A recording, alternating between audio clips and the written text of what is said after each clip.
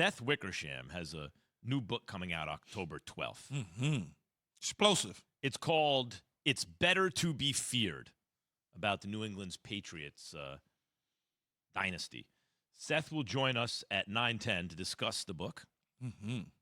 In an excerpt posted on ESPN.com moments ago, Seth writes this, okay? In the end, Tom Brady just wanted to say goodbye in person to his longtime coach. But according to this book, Bill Belichick said he wasn't available and insisted the two New England Patriots legends talk on the phone. Wouldn't do it face-to-face. Keyshawn Johnson. Damn. It's like that, Bill? I like that, though. Why? Because I just like it. I just like the fact that he's consistent. I like You like the fact the gangsterism. I huh? like the fact that he's consistent. Now, here's what I would say about that consistency. I don't like that you did it to Tom Brady. If you were Brady, what would your reaction be? Well, hold on. Wait, no. Hold on, Max. Hold on. Because I know Key. Hold on. If you were Tom Brady, what would Keyshawn Johnson's reaction be if Bill Belichick decided not to meet him face to face, but said, "I'll talk to Keyshawn on the phone"? Oh, I'm gonna give. Oh, you gonna black out? Oh no, he gonna catch hell for me. Mm-hmm. Oh yeah, I'm a torch him So why'd you say you like it? because I like his consistency, but I don't like that the consistency stays for Tom Brady. Tom Brady is different, man. That's the problem. Tom Brady is just different. That's just regardless to what you think. Tom Brady, it's Tom Brady.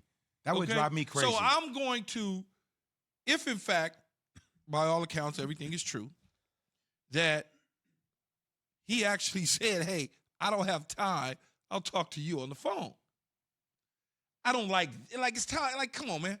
Like, whatever you're doing at that point in time, whether you already know Tom is moving on or not, or whatever the case is, or you don't want Tom back, whatever, it's Tom. Let's just figure out whatever I'm doing. Let's go have some What lobster. could be more important than that at that moment? Let's Exactly, go Max. do something. Let's have some lobster. Let's have a drink, cocktail, just to say thank you.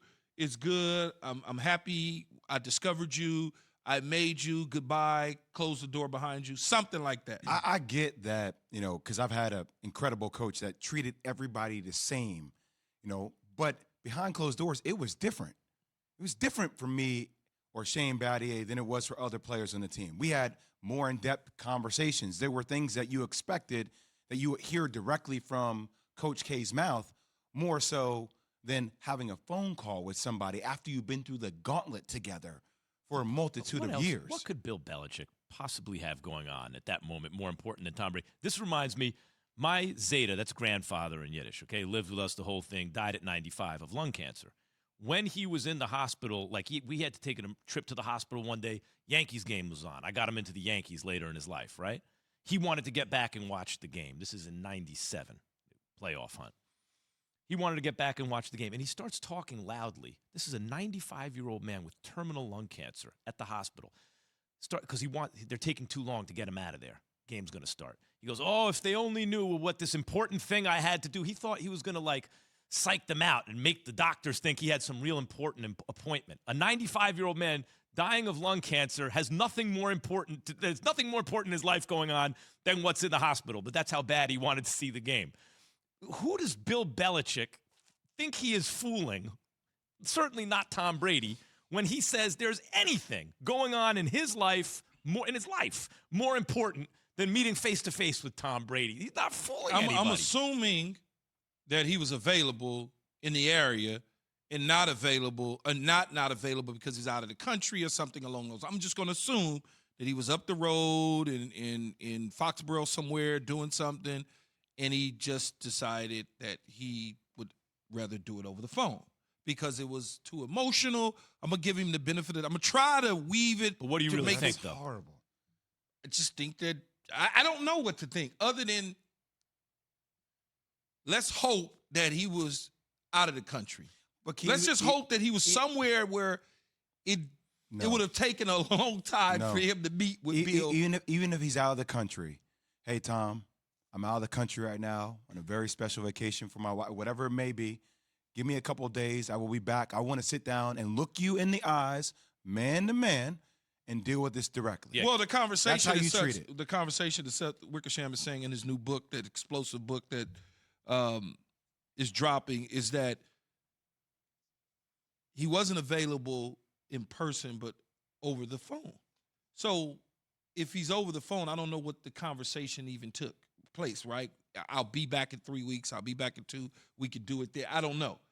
But I'm trying to give him the benefit of the doubt because I like the consistency of who Bill is. No problem with that. But that consistency has to be broken when it comes to certain guys. And that certain guy would be a Tom Brady. You have to break it for a Willie McGinnis. You have to break it for a Teddy Bruschi. You have to break that consistency for guys like that because everybody's not going to be treated the same. It's just the reality. The kids say keep it 100, keep it a buck. I kind of agree with Key. Keep it 90. Give yourself some wiggle room. Well, But Key, you are keeping it 90 right now. You know that Bill Belichick has to meet with Tom Brady face to face. Bill is a good friend of mine, and I've talked to Bill on many occasions about many different things in his career, and I've always said certain things. When the whole Spygate thing was going on, and I had a conversation with Bill, I am on the record as saying I trust what he's telling me, and if he's telling me there was nothing to it like that, then I have to trust that until he shows me something different.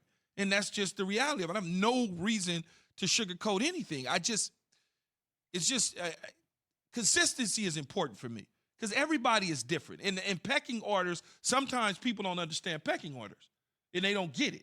There's Tom Brady, and then there's a couple other guys. Then there's Tom Brady's at the top. And so you get the private jet and you go visit with him if you have the time. I don't know if Bill was out of the country. I don't know. I don't know the context of why he couldn't meet. So it would be hard. I'm just trying to, I'm grasping for words to try and figure it out. Because it doesn't make sense. Thanks for watching ESPN on YouTube. For live streaming sports and premium content, subscribe to ESPN Plus right now.